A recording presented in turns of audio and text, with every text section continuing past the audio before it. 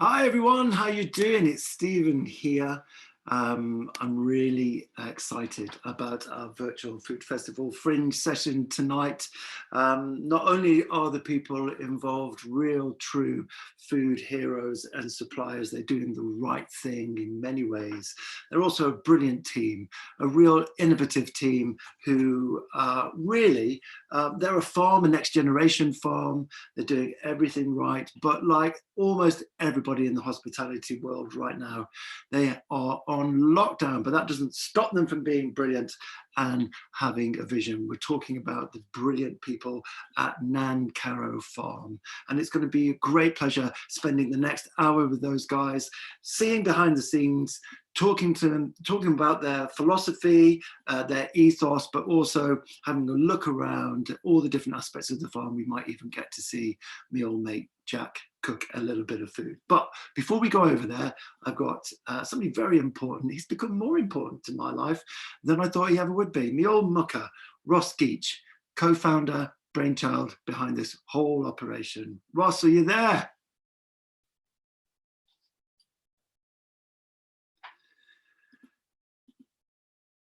Ross is on the clock. There he is. Hello, fella. Hi, Ross.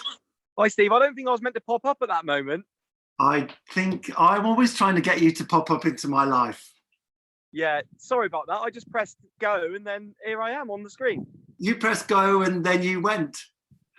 Yeah, I don't really know what happened. Anyway, did you finish talking? Were you?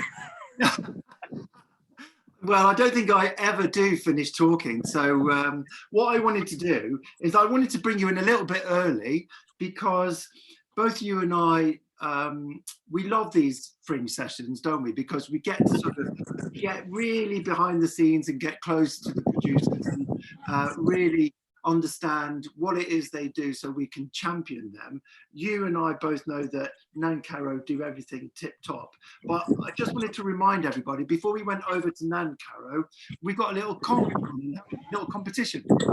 Yeah, there's a competition running at the moment. The guys at Love It Parks, they own a few parks. Oh, there goes Borage. They've got Sunhaven Holiday Park at Morganporth. They've got Padfoot Touring Park. They've got a few others, and they kindly donated us a 7-night stay there. So there's a competition running on the Instagram and Facebook page. What, they donated a 7-night stay for you and me? Wow, I reckon they'd put us up for a few nights, Steve, if we needed it. Perfect.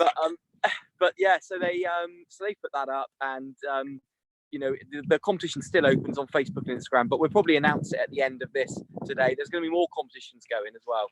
Amazing, great. And I know you put a lot of work in the background and you pop up occasionally as well as running your amazing Pasto kitchen garden on the farm. How's your week been? Yeah, it's been a really, really good week. It's really busy. We've started veg box deliveries to Rock and Newquay. So we're not just doing Padstow and Weybridge area anymore. We went down to Newquay the other day. It's nice getting away. Yeah. And you need a passport to go to Newquay, don't you? Yeah, I know. No, you need a passport to go to Rock. Definitely. And anyway, so we started doing veg boxes there. So we've had a lot of driving around, a lot of deliveries.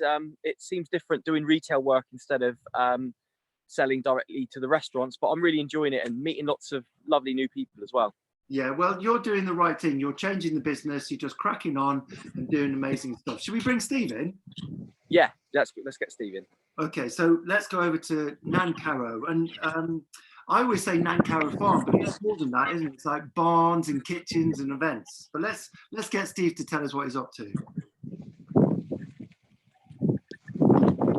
Hi, Steve. Hi, guys. How you doing? Mr. Steve Chamberlain, everybody. Can I just for people at home, Steve Chamberlain is in the foreground, not the background. Hi, Steve. You're right. I've got an audience here, actually. Have you really? Well, I was expecting to see our cows, but our neighbours have also joined us. Front row seats. Yeah. So, does your neighbour do dairy? Well, it's a dairy that's near St Agnes that rent the ground. So they've got, I think, 75 heifers. They spend the summer next door. So there's a bit of a raucous going on at the minute. Right. Okay. Well, that's nature. That's farming life, isn't it? Does anybody in Cornwall actually live in a house, or do you all just live outside? I wouldn't know. I haven't seen anyone from Cornwall in quite a while, actually. I haven't left the farm, but yeah, we still have houses, but yeah, quite isolated generally. But so we quite like this lockdown malarkey, really. It's all right, isn't it, Ross? Before we allow you to slip off, what are you doing tonight, Ross? Anyway, what's more important than this? Well, believe it or not, I'm not just doing this because we're with Nancarrow tonight. We bought, so Nancarrow will be saying all sorts about their business. You know, they're amazing. I always like to say that Nancarrow were organic before organic was a trend. Yeah. Because you know, organic does have a place in the world, and it's become a trend as well. But they were organic before we even thought it was you know, a trend. So you know, hats off to them. They've done an amazing thing, and you know, I really respect all you guys and all the work that you put in, everything that you guys do. You know, it's brilliant. And well, hopefully everyone can see how I said I wanted tonight to go was almost like a mini country file episode, but all focused on Nancarrow, because they can do it all. You know, they've got the animals, they make their own coal, they've got a butchery, they've got a wedding venue, they've got brilliant chefs and everything working for them. So I'll say bye now and you know, leave it to you guys. Thanks very much. I'm glad you said country file line. I've got my John Craven jumper on. Yeah, I know. Oh, but what I'm going to eat tonight is Nancarrow lamb. So I bought a box off them, which they're going to be championing later, and I've got Nancarrow lamb. It's brilliant stuff.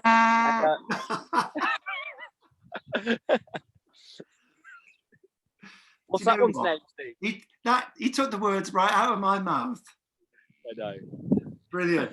Right, you crack on and make your dinner or tea, whatever you call it, and Steve and I will have a little chat about exactly what Nancarrow is all about. But Ross, thanks for lining this up, mate. No, thank you, and I'm really looking forward to having a virtual tour of the farm, because I can't wait to get down there again. Brilliant, mate. Take care, fella. Cheers. Bye. Bye. See ya. Well, Steve, that was quite impressive, getting a cow to actually, the first one, I think it sounded like a boo or a get off. I walked down here, as I was told 10 minutes before we started, and it was just chaos. They were all just shouting at each other. So it's, I guess Friday night applies to cows as well.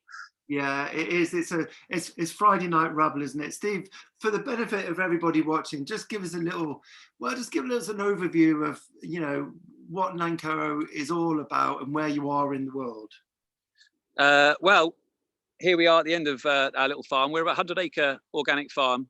As Ross mentioned, we've been organic now for, certified 21 years, but practicing for more like 25. So Pete, my father-in-law, converted the farm, which was kind of operating with that sort of ethos anyway, but it's nice to make it official. And Pete was trading at the farmers market for 16, 17 years. So had that sort of direct relationship with the customers, which is really important actually when you're doing something proper and you're really proud of it, to actually get the feedback from the people who are consuming it. So we did that for a number of years, and that worked really, really well. And then the next step really from that was to convert some of the barns and create an event space on the farm, so people actually come here, see what goes on, and then consume our produce here on site as well. And we've been doing that for sort of 5 or so years. Obviously, there's a bit of a pause at the moment. But you know, the farm continues. You know, that hasn't really missed a beat. So we're still very much hands-on. It's been a really, really busy spring, really dry. The guys are all kind of getting hands-on. So in many ways, it feels like business as usual. No less busy, but just a little bit different. Yeah, but that's quite indicative, isn't it? Because you've got this whole ethos and this philosophy that you don't just park because lockdown's happening. And you know, you and I were talking yesterday. You've been really, really busy, and I suppose you've got to keep going because the end of this will eventually come, and you've still got to stand for the same things. Yeah, most definitely. I mean, we sat down as a team, and not everyone is around all the time, but you know, many are, you know, cracking on and doing things they wouldn't normally be doing. And yeah, maybe it's an opportunity to do stuff we wouldn't normally have had the chance to do because of a busy event schedule. You know, the farm is looking great. We've got loads of jobs done this spring. You know, the cattle are doing great. We're all ready and raring to go, basically. And yeah, we've had to sort of maybe push projects forward that wouldn't have necessarily been a priority for this year. It feels like we're sort of as busy and sort of progressive as ever, but yeah, obviously not what we planned. Sure, I know, and like a lot of people in our sector, as busy as ever, but perhaps not necessarily getting that income that was penciled in. What cattle can we see in the background there, Steve? So this is the majority of our herd actually. They're mainly Red Devon. There's a couple of Red Angus and a couple of South Devon, but the main bulk are Red Devons. Beautiful animals. They are really docile. This is a mixed herd in that we've got both our cows and a calf there, a couple of calves you can see were born this spring, but then their older siblings, so year-old and 2-year-olds are all together. So they kind of have an opportunity to get together, reform the sort of family groups. So you'll have grandmothers looking after new calves, you know, whilst the parents go off and feed, or siblings who in many systems wouldn't get to know each other, who sort of form these little groups. So it means that with one big group, we can move them around the farm really quickly. They'll be in this field or this sort of paddock. You can maybe see behind us, but it's a 9-acre field split into 6 sections. So this section here, there's not a lot of quality grazing. It's lots of wildflowers and reeds. So they'll spend only half a day in here before moving on. And then in the background, I don't know if you can see the sheep. Yes, we can. Just I'll follow through. Sometimes we'll mix them together and just graze them as a flurd. But today we've got them in this particular section as one followed by the other. And that enables us just to have a really lovely break between feeds, so that we're aiming for a 40-day break between coming back or returning to this part of the farm.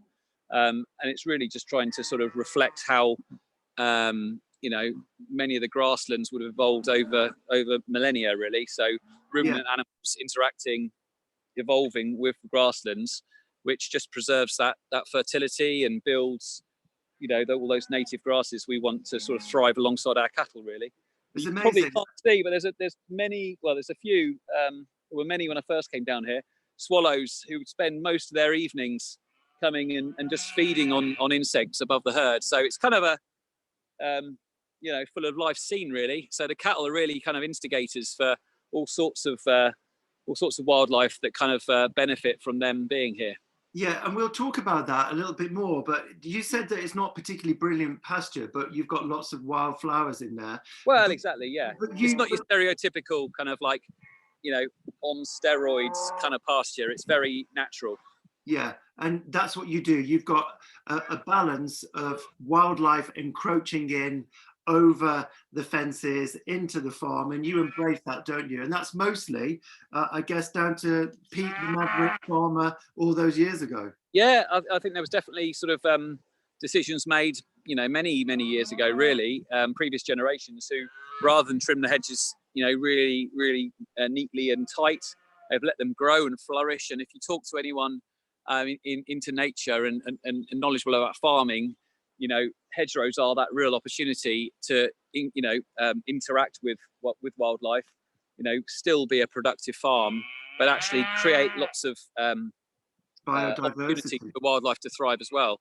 And I think that's obviously been something which has been important to the family here for generations. And it's, you know, it's not necessarily the way everyone likes to do it, but certainly the more we understand about all the issues in the world around biodiversity and carbon and all the rest of it, we're very grateful to have all these tall trees and generous hedgerows alongside the farm. Yeah, that's brilliant. And we'll talk a little bit about that as well, because you've also partnered with the Cornish Wildlife Trust in one aspect. So commerce and nature, you're very much across that. But shall we bring in another aspect and another member of the team? Should we bring Jack Bristow in? That sounds good. I'll see you in a minute. Thanks, Steve. We'll see you in a few minutes. Could you take us on a little tour of the farm? That would be cool. Yeah, so basically I'm going to, just stuck to a barbed wire fence at the moment. So yeah, we've basically, one of the things we've been doing whilst we've been closed is creating a bit of a wildlife walk. So this sort of valley, Nancarrow means Valley of the Stag in Cornish. And this valley, there's a little stream down there. We've got our, next to our neighbours, you can see the neighbours over there. Yeah. And then back again, this tree, oak tree just here is where some of the wild bees live on the farm. Brilliant. And then further down here, I don't know if you can make out, there's a bridge. There's a bridge there. There's one of several bridges which we've been building this spring. So I'm going to take you on a little walk down there in a little while. Thanks for that, Steve-O. I look forward to that. And very refreshing that you get somebody who says, don't get off my land. All right? We'll do later. Okay. Cheers, pal. See you in a bit. All right. Cheers, Steve. Bye. Thanks, mate. So you get a sense of how wonderful the space is and how it's managed and how nature plays a part of it, as well as all the hard graft. I mean, look at those animals. They're in tip-top condition. And let's get over to Jack, who's a chef. Jack, are you there? Yeah, I'm here. Can you hear me? Yes, Jack. How are you, my friend? Nice. Brilliant. So we're making the transition just so that people can follow this transition from where Steve was out in the field. We can obviously see a prime piece of meat hanging behind you, but you're on the same farm, just maybe a few hundred yards away from where Steve was standing. Whereabouts are you? Yeah, we're at the other end of the farm, so we're more in the events venue, or what's becoming the events venue. So year on year, we build the venue, and we ventured out now to what was the an old tractor shed and an old workshop. Then the winter before last, we spent the winter converting it into a butchery behind us, a larder that I'm stood in now. Yeah. And then we've got a little lean-to as well where we do our workshops. At the minute, sort of packing our veg boxes. It's just space. If we make space, then we'll fill it quite easily. So. But brilliant. I mean, this is another aspect of what you're doing. This is kind of teaching, showcasing, it's production, it's butchery. As a chef, Jack, working on a farm, what are the benefits of the system that you're working in? Well, we've got full control on all of our products, really. We obviously rear all our own animals. We try and grow as much veg as we can. And then we top up with the likes of people like Ross and people that have similar and share the similar ethics that we do. But respect's a massive, massive thing. We often get told, that was the best steak we ever had, or the best lamb and egg, or whatever. And actually, that's not always come down to us. It's the years before we actually see it that the hard work's gone into. And that's why we do things really quite simply sometimes and let the product speak for itself.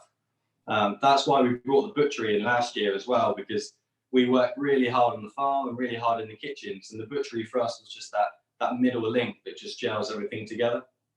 Great. And it's a beautiful space. And I remember visiting last year when you were working in the butchery, and you deliberately make your team go from one end of the process to the other. And for some, this might seem quite weird, but for you, it's a really important, integral part of your job, is that in the butchery, you could see the pigs that were going to be passed through the butchery later in that. Yeah, and also, when we have the pigs, that's a kitchen role. That's a kitchen, or not just kitchen, but everybody that isn't an active farmer, say, that works. We get as involved as possible, so we know what it's like when it's hailing and snowing to be out there feeding them and bedding them up. So when they do come to us and they do go in the butchery, and it might be tempting to, rather than trim that piece of meat off the bone completely and just discard it, because the hard work's been done, they'll put more effort into using the cheeks, using the ears, using the trotters, using everything from the animal. Yeah, it's great. It's a brilliant end-to-end process. And this whole notion of farming and circular economy, I mean, you guys are really leading on that. Thank you. Yeah. What are you going to be doing for us this evening? Okay, so we're gonna cook quite a classic dish for us. Obviously, our dishes change all the time, so we tailor all our dishes to different clients, or we put our own feast nights on. But when we write our menus, we think of a few things. So we think of what do we need to use. So what in the field: bullocks, lambs, hoggets, mutton. What's looking at its best. And that's how we start off with a protein. And then what have we got in the gardens? So what's fresh in the gardens? What's at its best again? And then all year we're not a 7-day-a-week operation. So we build the larder. We might have a glut of carrots ready, so they come with the larder, they pickle, we preserve them. So we really base our menus on what we need to use, what's ready to use, and then also what's been stored from a previous season. Yeah. So we're going to make today a wood-fired flatbread. So we make a lot of bread at home, or at work, I should say. Feels like home sometimes. But we make our own bread. We use an organic flour. You'll see when I make it, it's quite dark, and that's because it's an unbleached organic flour. I think everybody's so used to seeing like a bright white flour that just doesn't really exist without chemicals, really. Yeah. So you'll see a simple flatbread. We're then going to cook a Denver steak. So I'm going to show you in a second where that comes from. It's a steak that actually sits in the shoulder of a bullock. It's my favorite cut. It's full of flavor, but there's a few different things you need to do just to treat it differently to get a good product from it, really. And then just coming up in the garden now is a load of rainbow chard, some small spinach, and we're going to bind them. So I think when a lot of people think about, because we do a lot of wood-fired cookery, they think, oh, it's meat and fire. And actually, the meat kind of speaks for itself, and we cook a lot of the vegetables in similar methods. So we're going to cook the greens in the way a lot of people would probably cook a sausage today, which sounds a little bit freaky, but we're going to show you it. So we stuff greens with anchovies and lemons, and and we're basically making like a really nice, clean, pickled flatbread, really. Amazing. Sounds absolutely tip top. I'm starving. Well, I think this is going to be Steve's tea. So Steve's gradually working his way up from the farm to the kitchen. Oh, yeah, you see, the boss. Yeah. Why don't you do a demo of this? And I'll eat it. Yeah. So do you want to see the butchery? And we'll show yes, you please. Yeah, we'd love to, mate. Yeah, that'd be great. We'll get in place in a minute. So we're in our butchery. Beautiful spot. We built it a year ago, just over a year ago, and we built it so that we can dry age. So all of our meat is dry aged, and what that means in a simple form is we have a temperature and humidity control, and then if you imagine now like a glass of squash, the less water that's in that squash, the more intense the flavour, and that's exactly what we're doing with our beef. So we're getting the moisture content out of it, and it also helps tenderize it. But you just get a really good rounded kind of beefy flavour.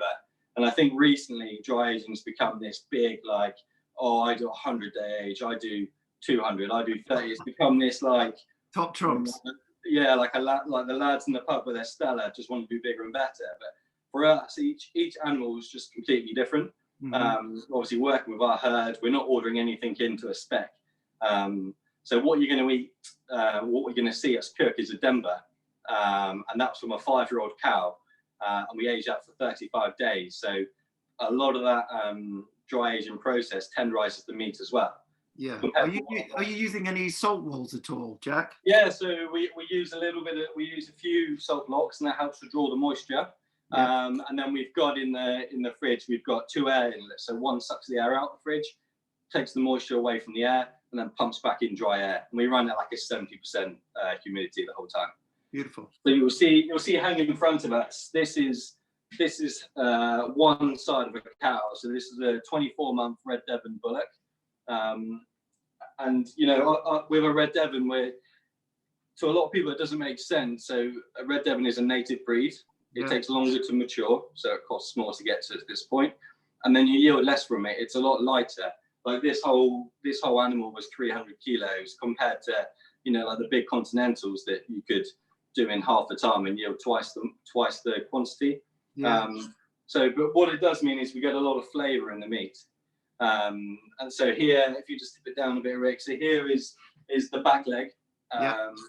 This is really well known for we call it the Sunday roast joints, but it's like your silver side, your top side, so your big top side here, your silver side running down here, and then in here you get a little pin round, which you can also make roasting joints from. And then your shin at the top. But you can see it's a big piece of meat. You get plenty of cuts from it. We've got, this will be going next week from our shop, which we get about 16 boxes from the back legs. Wow. But then just to compare it, so this is the primal. So this is the one that everybody knows, really. They don't really know. Everybody thinks a bullock's got a ribeye, a fillet, and a sirloin on it, and it's our job, and it's difficult sometimes to actually educate that you can get more for your money and better cuts than this. So yeah, we've got the rump here. We've got the sirloin. Just pop back a little bit, Ray. And then we've got the fillet in here. So again, that's why fillet is so expensive, because there's just so little of it on the animal. You know, if I cut that into steaks, I'm going to get the Chateaubriand, so the sharing fillet at the top, and then I'm going to get 5, maybe 6 good steaks out of that. So you can see why. And then we'll go on to the bigger one. This is where tonight's steak's coming from. So this is a quarter of beef. So this is the top shoulder being here. Yeah. This is the brisket. So a lot tougher. You can see everything in here is generally tougher because it's working. The muscles are going nice and hard, but it means there's more flavour. The rib eyes are here, so you can see the rib bones coming down here. And then the steak that we're doing tonight just sits on the very outside here of the rib. It's almost a bit like a rib cap, so it sits on the outside of the muscle. Yeah. But you'll see when I show the steak how much marbling is inside it, and how much like intermuscular fat, which when you cook it, it melts. And it's full of flavour. It helps base that steak.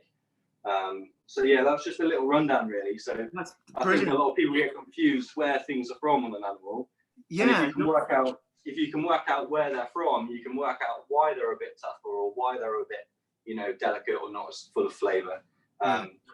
Getting access to the whole animal allows you to do that, and it's a bit like the Haynes manual for cars. If you can sort of, you know, get to know where the provenance of each piece is from, and also getting somebody to educate you, even if the butcher was to tell you that. And I know that you spent quite a while with Philip Warren, one of the best butchers I can certainly think of, and you know that really kind of upped your game as well, didn't it? Learning about the butchery side as well as how to cook.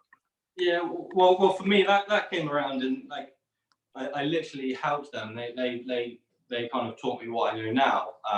But that came about because I asked them what should I be using, rather than demanding a product. If you demand a product, there's only so many of it. Yeah. Whereas if people are saying ordering in 100 fillets a week, then that's like 40 cows. You've got to get rid of all the rest of it. So by asking what do you like, and there's loads of different steaks that they don't really reach the counters because the butchers take them home, and that's generally what happens here. But there's loads of little cuts and little kind of tricks that it's the best of both worlds. You know, the butcher's getting better money than they would mince, say, and then the customer's getting a better product for a good cost as well, a good price point. Sorry. No, Faith, that's fine. Yeah, we'll show the cooking of the steak in a second. We've got a wood-fired kitchen, which we'll gradually work our way down to. But we're going to make a dressing. So we're in the larder, and we're going to make a dressing. It's one of those dressings, like just make loads of it. It's, you know, the second day is better, the third day is even better. It just gets better and better. And it's got a few pickled elements in it, and there's a few stories behind each one. But it's a wild garlic salsa verde. So salsa verde in Italian is green, so it's a green dressing. But we make it slightly differently. We kind of this is where the hedgerows come into play and the foraging comes into play, just having things in our larder. So we every year. So just now, hopefully you can see these. Can you see those? I can see that. So they're like the little buds. Yeah. So just now the wild garlic is kind of dying. The season's done almost. And what happens is first of all you get the leaves, then you get the stem, and that grows up, and the flower opens. Before the flower opens, we take the scapes, we call them. But it's like the stem and the closed bud. We take them and pickle them, and we use them as we replace like cornichons and gherkins with them. We take the seed when it's flowered. The flower dies and you get the seed head. So we pick that down. I dread to think how many actual seed heads that is. So someone dropped one of these once, which wasn't great. But that gives us the garlicky kind of acidic note to the dressing. And then also we've got our own vinegar here. So we were fortunate or unfortunate, depending on how you look at it, that we had an apple tree fall down in the garden, and it had loads of blossom all over it. So we took some apple cider vinegar and then we infuse it with the blossom. So it's got a lighter, more floral flavour to it. That will go in the dressing. And then we use some parsley and we use some tarragon, just get that freshness through. And then a mustard. So we make our own mustard as well. That's made with a barn ale. So Black Flag Brewery near us brew a beer for us. And we soak mustard seeds and garlic, and we make quite a pungent mustard with it. So can I just to quantify, the name of the beer is barn ale. You don't make the mustard out of a barn ale. No, conveniently there's an empty one here. Conveniently. Nice. How did that get empty? I don't know. Slips, trips, and falls. Right. So we'll start to make the dressing. Really, really simple. Yeah. So Rick, if you want to tip it down, Rick. Rick takes instruction very well, doesn't he? Ricky is the jack of all trades. Anything Ricky can do. Okay, so we just start off with a little bit of oil in the bowl. Yeah. What this does is when we start to put the green and the herbs into the oil, it doesn't discolor. It just helps to save it. Yeah. And it just starts to marriage everything together. We're just going to go with a tablespoon of our mustard. I mean, you could use like a whole grain or a Dijon, kind of whatever mustard is your preference, really. Mm-hmm. I don't know. Can you see that or not? Yeah, see it clearly. Yeah. You can. Okay. And then we're going to get a few scapes out. So you can see, you know, if you haven't got these, can you see the scapes there? Yeah. So if you obviously, I'm not expecting you just to pop down to Tesco and be able to get your scapes, but now's the time to get them out. And we've got recipes, so just go and pick them and make them for your own larder, really, at home. Absolutely. It's a way of like cheating the seasons, just keeping them for a time when they're not around. And just we should just quantify, you and I both know, because we know a bit of foraging, it's really easy to identify wild garlic. But for those people who are not so sure, Jack and the team are not ransacking the countryside of wild garlic. It is abundant. Yeah, and with wild garlic, it's super easy because you'll smell it before you see it normally.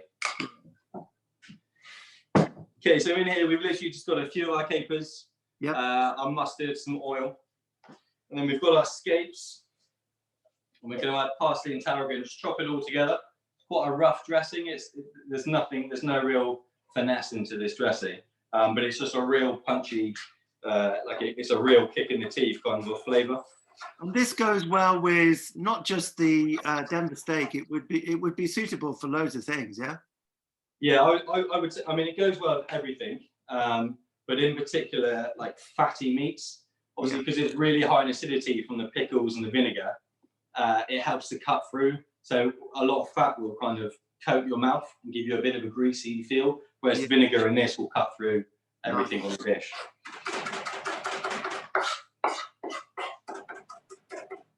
So it's just really, really roughly chopped.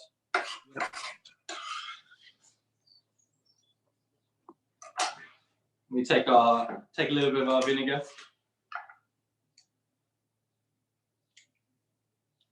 Is that still got the starter mother in it, Jack, or is it a live one?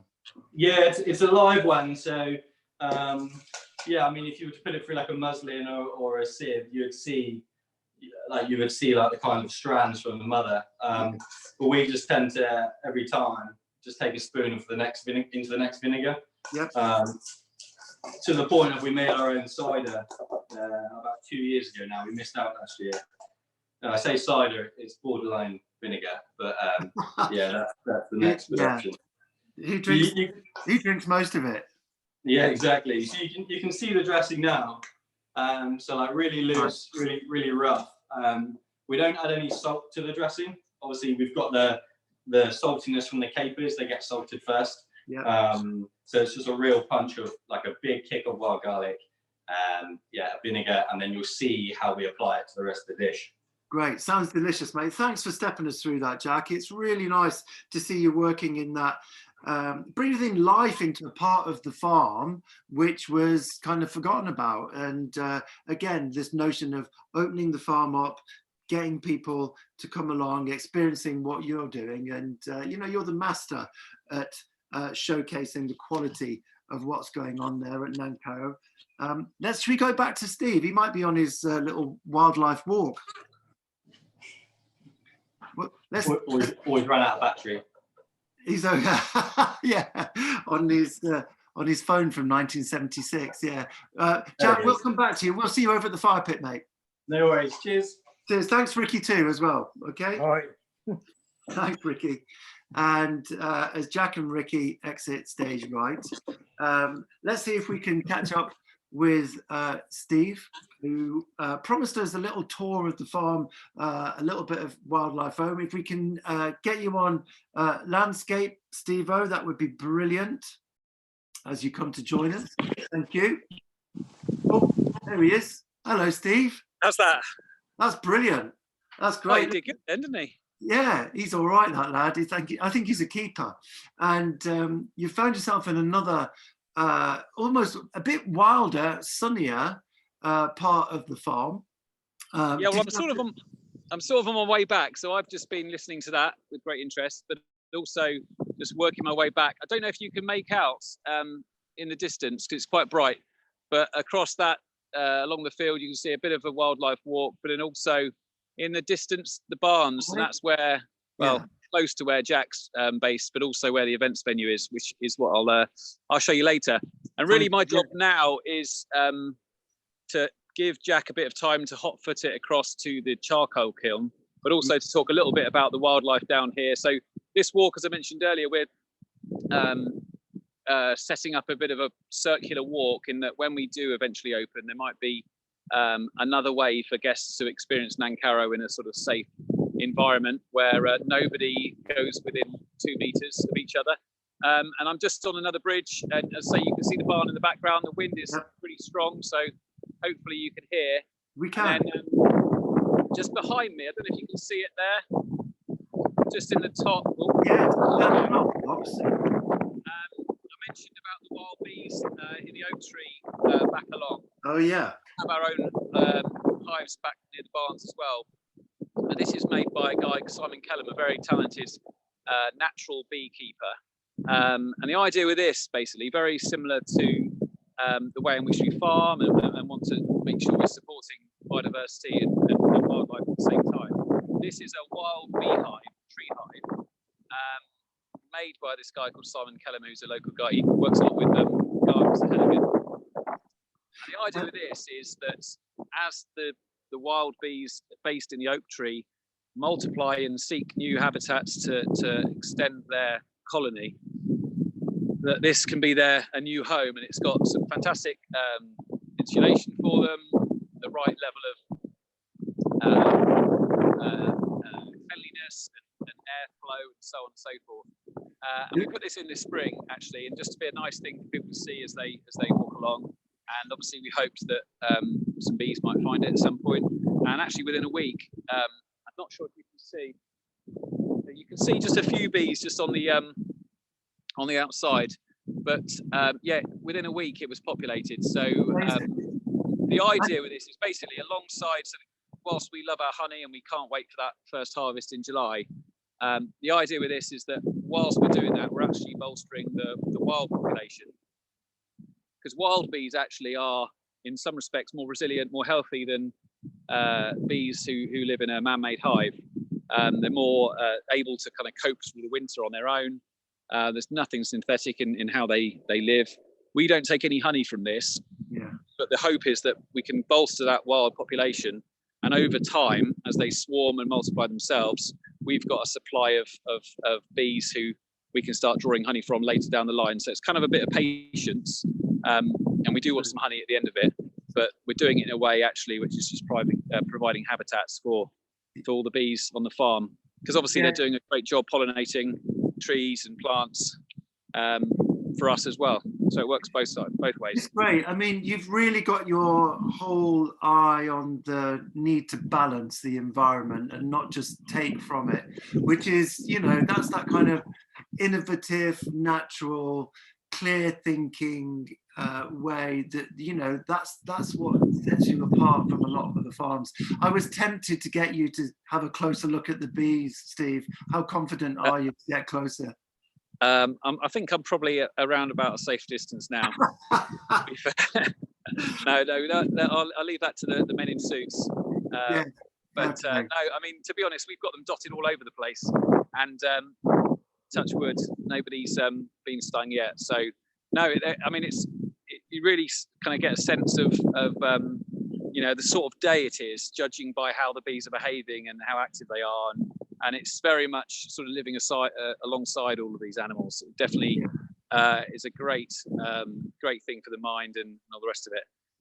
And the other reason why I was going to grab you at this point as well, just over the hill in this direction, Cornwall Wildlife Trust are based, so we're really close neighbours to those guys, and we do quite a lot with them.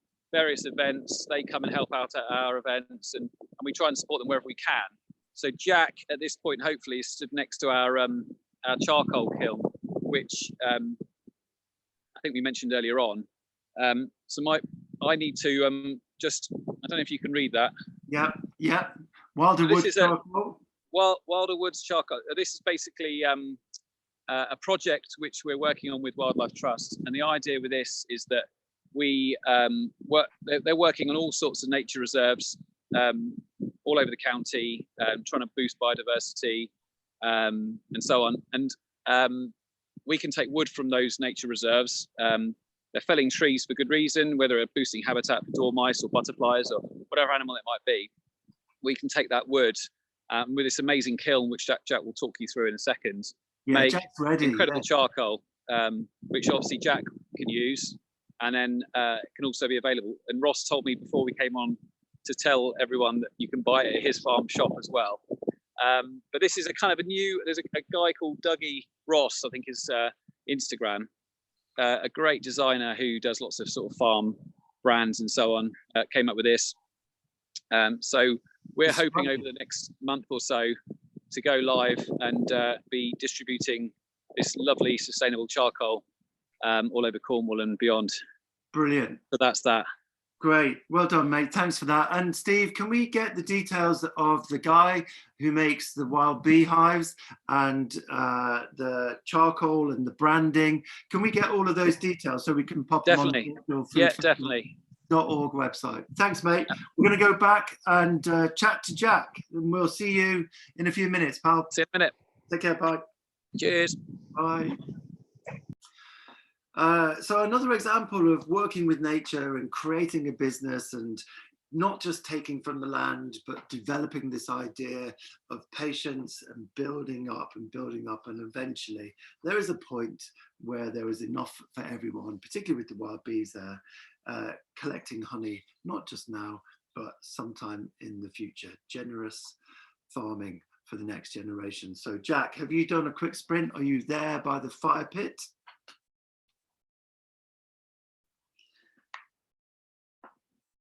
We'll soon see if he's there, and he's out of breath. And it's only about 150 yards.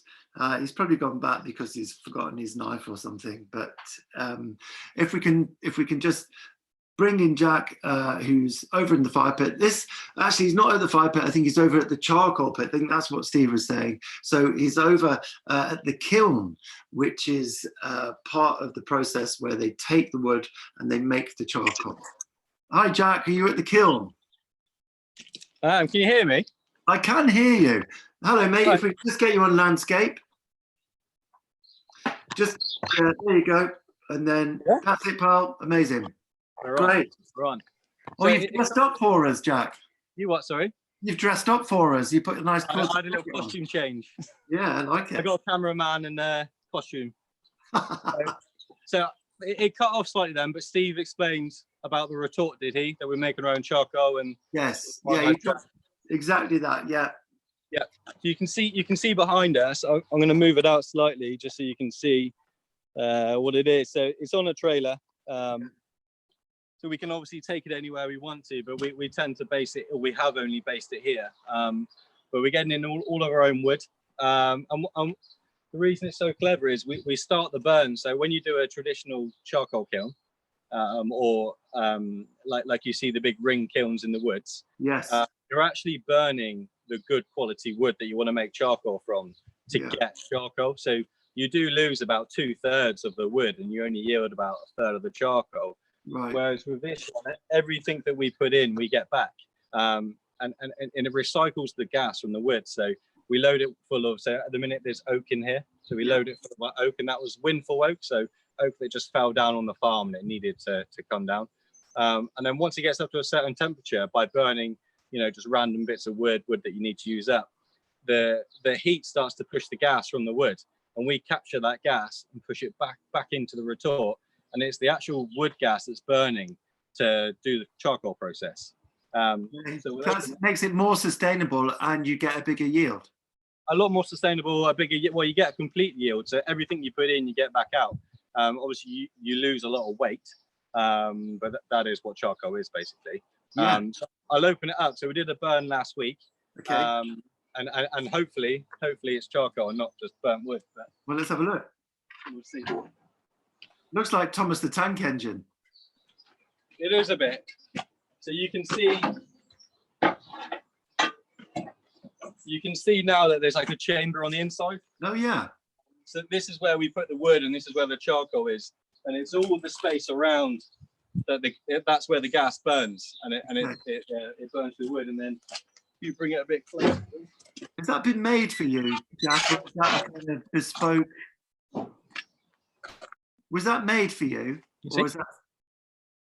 No, it's from a couple of chaps in Devon, actually. Yeah. It's called Exeter. They're based near Exeter, hence the name.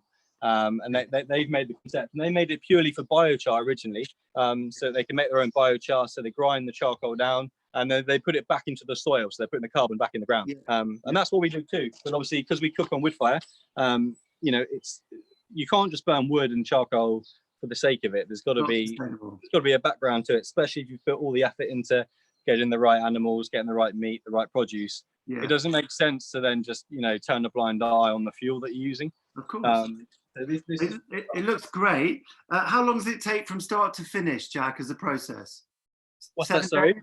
Is it about 7 days, the process? Wood to charcoal? No, this is relatively quick. So every burn's different. But this will take us anywhere between about 8 hours and 12 hours. Wow. Depending on how much gas is in the wood, depending on how dry the wood is. But you'll see what we're left with is big. So you can see that's just a big wedge of oak. That is charcoal. So it stays nice and chunky. It stays at a good size. And as a chef, that's what I'm looking for. I don't want, like dusty charcoal that's you're gonna light it and 5 minutes later it's gone. I mean, hopefully when we go to the wood-fired kitchen, we've still got fuel down there to cook on. We hope. Great. Otherwise, just get Ricky to pull the trailer. Exactly. So, and we do a few other things. So the reason we got the kiln was, one, to make our own charcoal, but two, because we've got the butchery, we have wastage like the bones. So we use all the bones in broths, but then we're still left with a product. So what we do is I'll lift it up. So we put those in the kiln as well.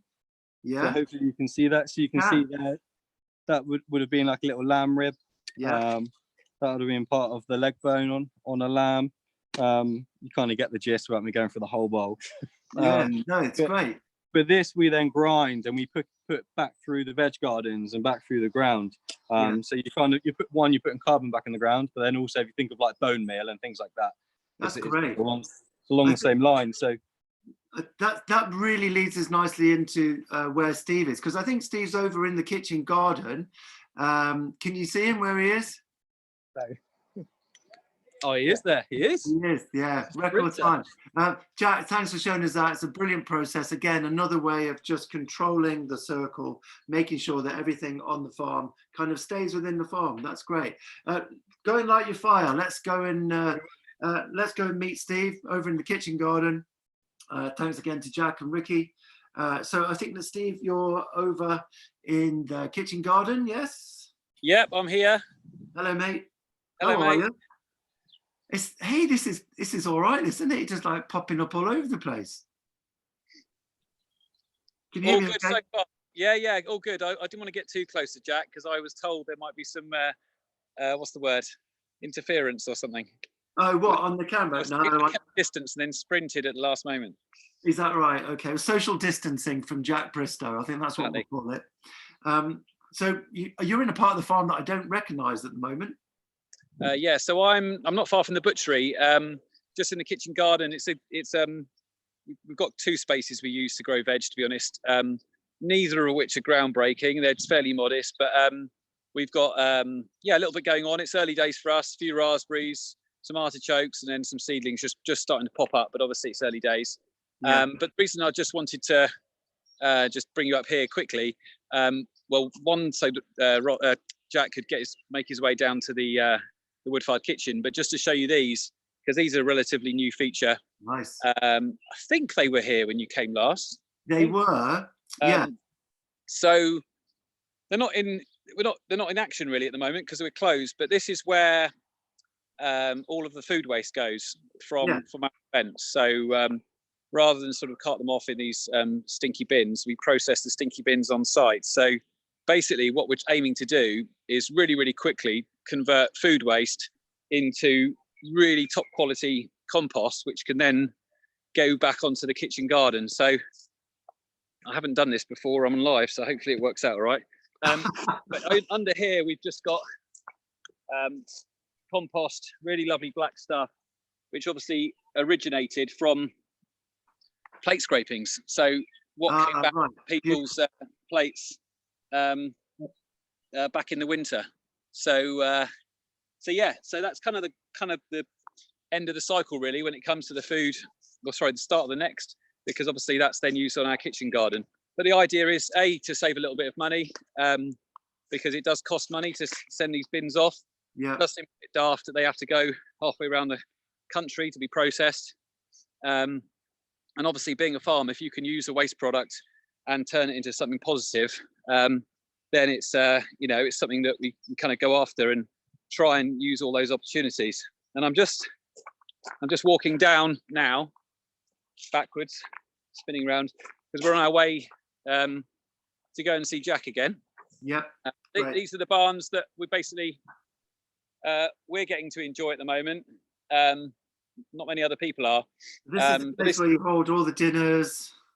Yeah, so these are the barns where typically we'd be hosting feasts or any other event really. And just the other side of that barn is where Jack's going to be cooking up his dish this afternoon. Brilliant. Great. Steve, another lovely session and fantastic. There's normally with a farm, there's always a crappy side to a farm. There doesn't seem to be any where you are. No, it doesn't appear to be on this particular viewing, does it? But we maybe just chose not to show you those bits. Brilliant, mate. Great. So we'll bring you back in over at the fire pit, yeah? Cool. Yeah, I'll see you in a minute. Thanks, Steve-O. Cheers, boy. Thank you. The dinners, if nobody's ever been to Nancarrow, then you really ought to put it on your calendar because they're fantastic evenings. Large banquet style dinners, all celebratory. There's Jack. Jack, put us on landscape again. Magic. Thanks, fella. It just does that. It's not you. So that looks like a warm place to be. Hang on 2 seconds. That's all right, mate. Oh, there we go. Great. Sorry, say that again. Sorry, that looks like a warm place to be. It is a warm place. It's not as warm as it normally is, we should say. Normally, so it's the wood-fired kitchen, and we're catering for 100, 120 people, and the way we cook is, to some people might seem quite like we're reinventing the wheel almost, but actually it's all methods that were done before electricity and before microwaves and ovens, and so we just strip everything back really. Maybe I'll take it off the little hook and I'll just show you. Okay, great. Thank you, mate.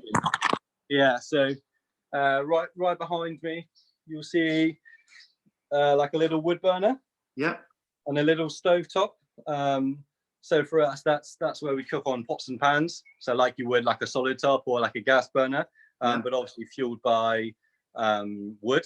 Yeah. And then behind us you'll just see a big old, nothing interesting there really, but a big fire brick wall, and that means nothing's a one-trick pony. So if we want to put up we've got some quite famous photos now of like 30 fish tacked onto wood baking against the wall. It's basically an area where we can just house fire and heat.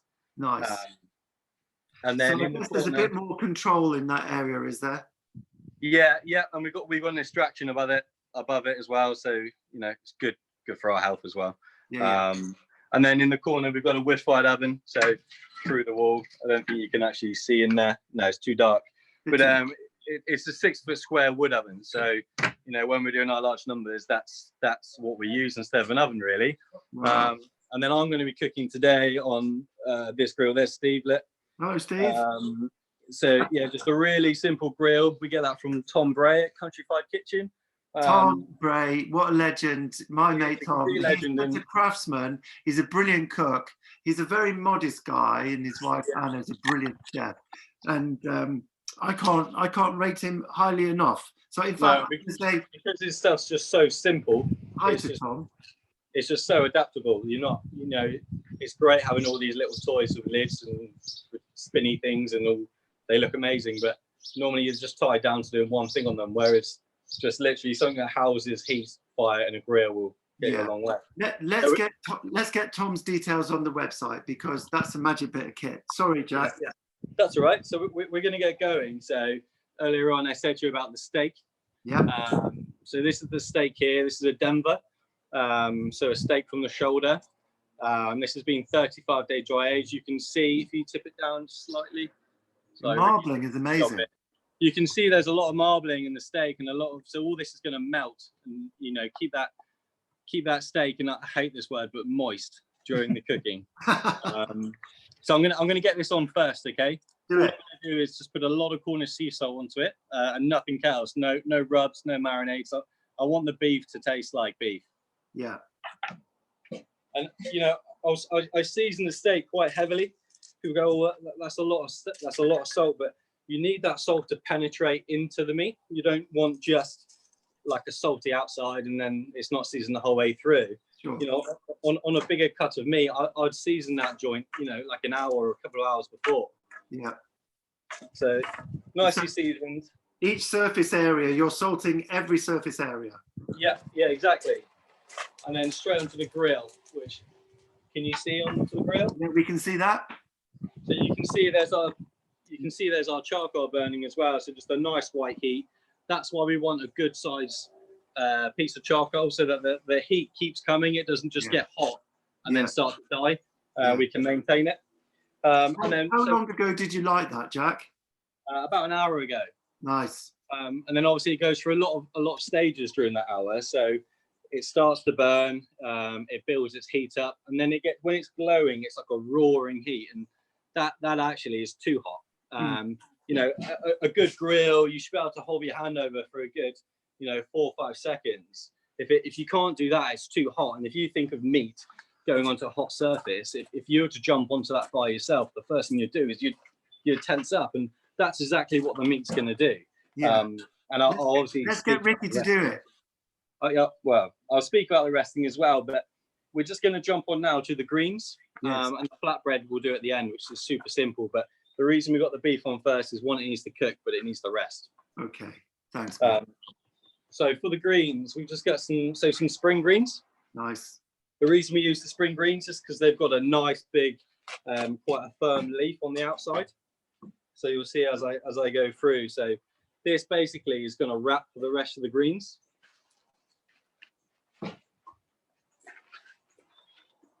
So you'll see, if you tip it down very slightly, there we go. So I'm just making like a bit of a casing almost for the rest of the greens. Yeah, it's like making a cigar. Exactly. Yeah, exactly. And then I put in my my rainbow chard and my spinach to the inside.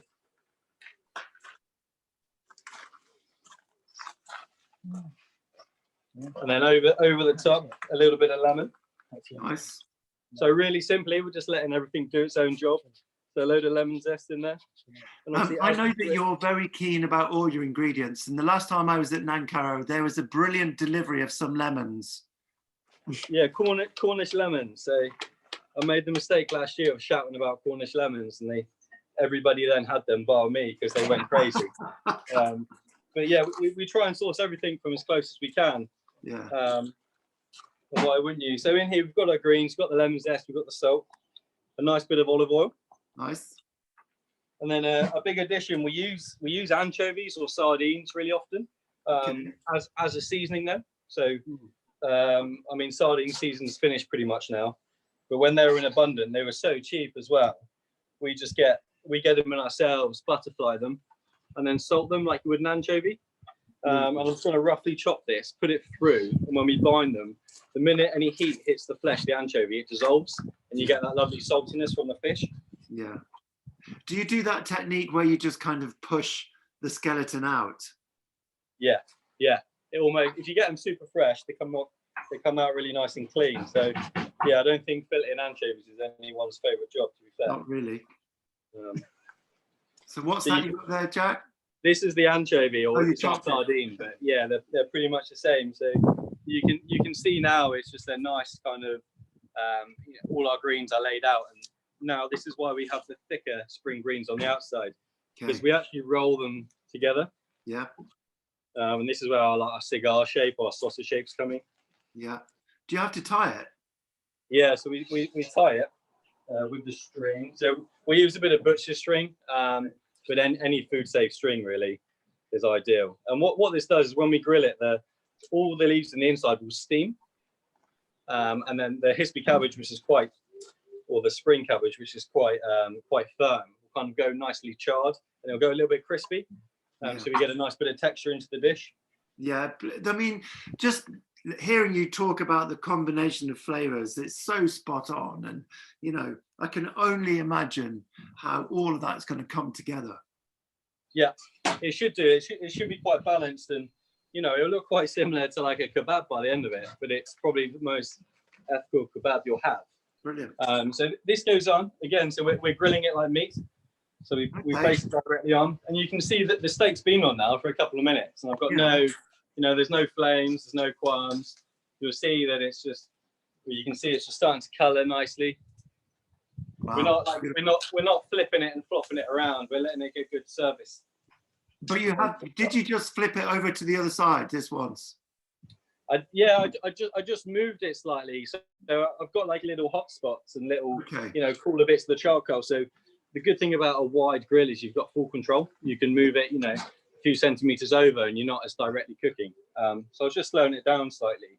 Okay. And then while it's cooking, just to add to the seasoning, so we've got some of our aged beef fat, and we just baste that on it. So we've seasoned it slightly, and we just brush it over the top. And what it does, it means that fat will start to, with the gravity, pull down through the meat, and it'll just keep it full of flavour and just nice and soft. So all that's cooking. So we'll get onto the flatbread. Okay. Pull over.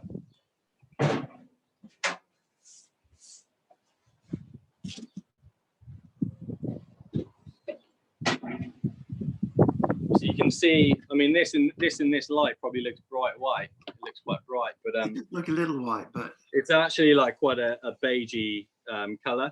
Yeah. I made this about 2 hours ago, so we put the recipe online for this. Thank you. But really simple. It's literally dry ingredients of salt, sugar, flour, and then water and yeast. Bring it all together, put it in the fridge, and just forget about it for a couple of hours. Let it do its thing. It'll go nice and bubbly. Yeah, sometimes with flatbreads, if you can mix it with a little bit of yogurt, natural yogurt, sometimes that works.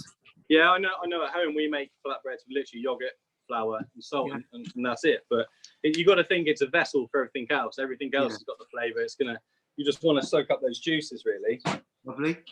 So I'm just going to take a piece of the flatbread. And we don't use a rolling pin with our flatbreads. We don't want to. We spent all that time kind of getting the air into the bread. I don't really want to, roll it to death. So just with our fingers, we just start to stretch it. So you can see quite simply, it just comes into a nice simple size. And this is just gonna, once we're done, we're gonna wrap everything in this flatbread. So it's just the size of, just a bit smaller than the plate, so we can get everything into it. Cool. How many, when you're up and running, Jack, how many people are in your team in the kitchen? We're a small team. There's 4 of us in the kitchen. Yeah, we're not big, but we all know our roles, and it comes together quite seamlessly towards the end. Yeah. But you got to think, when we get, a lot of people do ask me like, what do I do? You know, we might do 2 events a week, and they go, oh, what do you do in your spare time? But we're so full on the farm, in the butchery, trying to grow the veg. Yeah, just that's what takes the time, really. Just all, you know, it's like the wild garlic, that might take us a few days to go out and get just enough capers to last us the year. If you, Nice. we'll just move it to the grill slightly, so you can see the flatbread on the grill. So if you bring it in a little bit, Ricky, so you can see it's starting to bubble. Yep, can see that. And we're just letting it take its time, really, because there's no rush in it. We just want to get a good crust on the outside. Like you can see, I'm using my hands here, like I'm not cooking on a big heat. Yeah, I was gonna say. Obviously, my hands aren't like normal hands. They are a little bit kind of dense, I suppose. But yeah, I think when people think about fire, they think, oh yeah, more fire the better, and let's have flames going everywhere. And that's really not the case. It's quite a delicate thing, really. It's very controlled, and the fat that you've rendered down. How old is that fat? How long can you keep the fat? Well, once it's rendered? Yeah, forever, really. There's not. I mean, I would say, you know, like up to a month or something in the fridge. But if you think of like confit duck legs, yeah, that's how they preserve them. They preserve them in the fat. They cook the leg, they put it back in the fat, and they, you know, it sits in a tin. And you know, before we had refrigeration and before we had all of this, you know, salt and fat were ways to, well, I don't need to tell you how to preserve things, but do you know what I mean? There is no time on it, really. Exactly. It's almost like all of the way that you cook and the way that you bring everything together, and the sort of the lack of stress in this kitchen is quite unique. Yeah, it's a little bit different when we're doing 120 people. Yeah. But yeah, it's so the same thought process, isn't it? Yeah. And it's theatre as well. What's that? Sorry. It's theatre. People love to see inside a kitchen like that. Yeah, and that's what we love. Like, we do put a lot of, you know, work into what we do, and you know, there's so many kitchens out there where they're behind a door, behind a wall somewhere, and you can't see the makings. Whereas we have like an open door policy where we don't hide from anything, we don't shy away from anything. People can, you know, we almost want, you know, that audience to tell people what we've been up to and what we're doing and why we're doing it. Yeah, and even on the most, you know, I never really associate Nancarrow with formal gatherings, but you do weddings, and you're also, you know, kind of moving now into farm boxes. Will all of that kind of go national? Will people still be able to take part in coming to the farm whenever that might be, but also currently be able to tap into the farm box scheme that you're doing? Yeah, definitely. I mean, the farm box has been something that we've wanted to do for a while, but you know, with a busy timeline, haven't been able to do it to the level that we've wanted to, so we haven't. So we've just taken the time now to make sure that it's right, that it's going out. And you know, we do sometimes feel that, you know, we might have exclusive events on here, and we want people to be able to get to us. And you know, when they're in Cornwall, it might be that we don't have an event for them. So the boxes means that we can send a little bit of what we do up to them, and then hopefully, you know, when the time is right, they'll come and share it with us. Yeah. Well, I hope you charged Ross Geach full price for his lamb. Well, I did actually. I did. But we have this little relationship with Ross where most weeks he'll ring me about something meat related, and I'll ring him about something garden related. So we have a little fair trade system on the go. Well, the old Cornish barter system. So just to clarify, you deliver locally now with the boxes? We deliver locally now, and we've just sent our first batch of national, but by June, and obviously next week and then into June, we're going, everything's available, or you'll see the selected boxes that are available for national delivery. And that's on your website. So just give us on the website. Yeah. On Nancarrow Farm website, that's right. Thanks, fella. That's great. I mean, that's a brilliant enterprise. And again, you know, something that extends what you do, offers people the opportunity to have a little bit of Nancarrow magic delivered to them in a box. And, you know, hopefully they'll come and visit one day. Okay, Was so you did say actually that you were thinking of doing it, but did the current situation make you, Steve, and the team think actually we need to focus on this a bit more now and get that box scheme running? like I said, we've taken made something of the opportunity to do it. We also have, we're a working farm, so we had everything lined up for the whole year for the livestock to become into the cycle for our events. Yeah. Yes, we might not have the events, but we've got the livestock, so it's making the most out of the situation, I'd say. Yeah, doing it really well on that. Thank you. So we're ready to bring the dish together. Great, thank you. We're gonna spin back over here. All right. So you'll see the flatbread. So just a nice sized. You see a nice sized flatbread. Hopefully you can see that there. Yep. And we've just brushed it with a little bit of that beef fat over the top, and it'll just start to, where it's nice and crispy, it'll suck that beef fat into it. And then here's my greens. So I did do one earlier, but you'll see they shrink quite a lot. Yeah. But you'll see on the outside it's all nice and crispy, and then the inside will be nice and steamed. That anchovy would have dissolved. And anchovy and meat goes really well together. It's a classic. I've done it with lamb before, but not beef. No, and I think a lot of people with anchovies, like fish, sometimes people will shy away from, and it's one of those things you almost need to give them it, let them have it, and then tell them that the seasoning was from the anchovies. But maybe you can't do that. I don't know. So these are the greens. We're just going to slice them up, run our knife through them. Jack, when this has all come together, can we have a pic of the? Yeah, thanks, mate. Yeah, you should be able to see the greens there. So yeah, they steam nicely together. Everything's dissolved. I'm going to put this on my own personal Instagram feed and pass it off as my own dish. You can do that. You can do that. So these are the greens. So this is just kind of what's going to marriage everything in the dish together. Yeah. Then we're going to go for the beef. Okay. Oh look, there's another empty bottle of barn owl. Yeah, you find those lying around on the farm, but I mean we cook with it just as much as we enjoy it, I should say.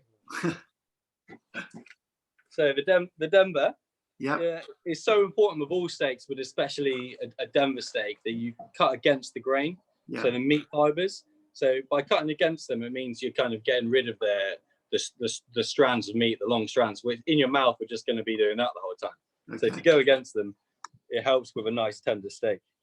And then also with a Denver, you want like a nice medium. It's not one that you do blue or rare. You want it just blushing nice and pink. Yeah. And that obviously helps with the tenderization.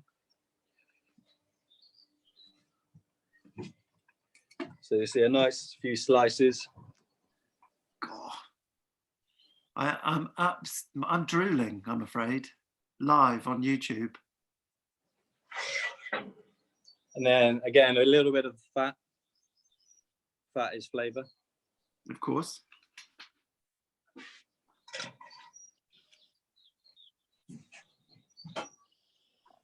And then we're just going to bring some of our dressing from earlier.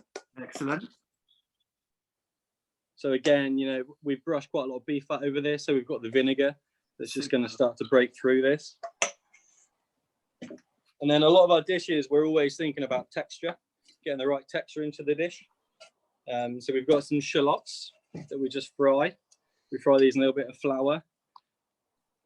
Do you and then just allow them to go dry so they're crispy?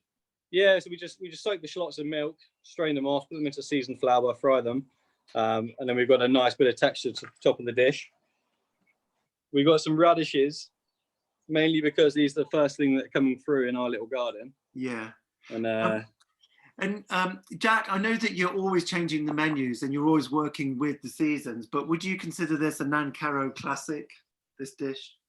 This actually features a lot on our canapes. We might do something similar, like we might do like a tartare, or we might have had, like a big joint that we've smoked, and it's that kind of, it's so full of flavor. It's that first mouthful that people get. And obviously on, when it's a bit colder, they've got the warm bread, and it's a nice bit of substance. So going on top of here, this is the wild leek. So we get 3-cornered leek from around the back of the pig pens. Yeah, not the three. Is that the 3-corner leek? Yeah, 3-cornered. Yeah, and with that, all we do is we lightly salt it, and it draws out enough moisture to make its own brine. And then lastly, we're nearly here now, but a bit of pickled chili, so just to give you a little bit of a kick. Nice. Jack, I can't tell you how amazing it looks visually, but the only trouble with doing these live YouTube virtual food festival fringes is that we just don't get to taste it. And that's why Steve and Ricky are here. Of course, they need a role. Yeah. Chief tasters. Jack, that looks absolutely fantastic.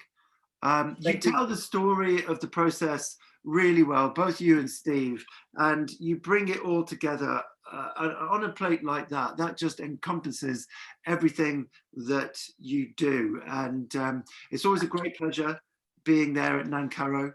I hope one day, very soon, to come and see you all again. I think that's such an amazing, accomplished way to work and farm and live. And if Steve is just there in the background, I've got one more question for Steve. Jack, thank you. Hey, Steve. Congratulations, mate, on just creating a brilliant, brilliant place with an amazing culture with some wonderful people.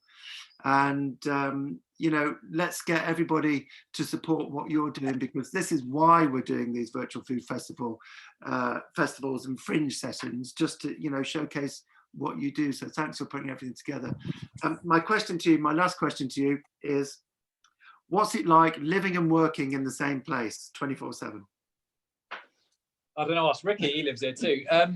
Oh, well, when you live somewhere like this and you see, and we speak to quite a lot of people who live in London or other sort of urban areas, and, you know, we're able to just you know, drop tools and walk down and enjoy what's around us. So, yeah, we feel pretty lucky. And actually, as a team, we've got Bank Holiday Monday off this week. We're just we're learning what weekends are. So that work-life balance is slightly in need of repair, but when you do this, you can't really complain. So yeah, it's not bad, is it, Rick? No, it's fine. Say yes, Rick. Yeah. That's brilliant. And of course, we've only seen the lads today, but we've got plenty of girls in the team as well. Say hi to everybody, the whole team. And Steve, I did set aside a little beer earlier because I wanted to raise a glass to you and the team. Cheers, mate. Have a great weekend. Cheers. Thanks, Steve. Thanks, Steve. Cheers, Ricky. Cheers, everyone. Cheers. Lovely. Okay, so that recipe is up on the Virtual Food Festival website. We look forward to hearing more about the boxes. Take care, guys. Cheers. Thanks for having us. Cheers. See ya. Brilliant job. Amazing. So, thanks to everybody at Nancarrow there. We don't put a time limit on these fringe sessions, but we're aiming for an hour or thereabouts. We just encroached a little bit over there, but why wouldn't you want to spend just a few minutes more with the team at Nancarrow? When my old mucker Ross was introducing earlier on in the session, we talked a little bit about the competition, and we have a winner. So the prize is for a family 7-night stay in Morgan Port in Cornwall, and it's courtesy of Lovett Park. And we have a winner, and that winner is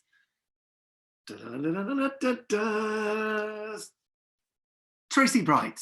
Tracy Bright, the winner of that fantastic, she entered via Facebook. Thanks for doing that, Tracy. Thanks to everybody watching tonight. Tracy will be in touch soon to be able to organize that for you. Thanks for everybody in the Virtual Food Festival team as well, which help make this happen. Thanks to Gemma, thanks to Ellie, thanks to Lawrence and Jack and Ross and everybody else who makes this such a wonderful time. And a special thanks also to my mate Kim, who gets everybody shipshape and professional. So we'll be coming up with another Virtual Food Festival. We'll announce that soon. But from me and everybody else in the team, have a brilliant bank holiday weekend.